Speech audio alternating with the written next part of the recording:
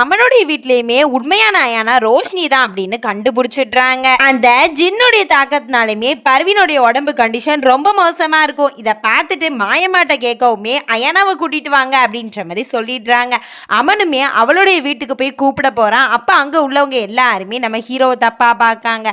ஏன்னா அவங்க ஒரு டான்சர் ஃபேமிலி அப்படின்ற மாதிரி சொல்லிட்டு இருக்காங்க. இதெல்லாம் நம்ம ஹீரோக்குமே தெரிஞ்சிடுது. தன்னுடைய கார்ல உட்காந்துட்டுமே ரோஷினிக்கு போன் பண்றான். அவங்க அம்மா தான் அட்டென்ட் பண்றாங்க. ரோஷினி இல்லப்பா அப்படின்னு சொல்லிடுறாங்க. இவனுமே ரோஷினி எங்க வீட்டுக்கு வர சொல்லுங்க, எங்க அம்மாக்கு ரொம்ப எமர்ஜென்சி அப்படின்ற மாதிரி சொல்லிட்டு இருக்கான். அவனுடைய பாட்டியுமே அயானாவை கூட்டிட்டு வரல அப்படின்னு கேட்கவுமே அமன் எல்லாத்தையுமே சொல்லிடுறான்.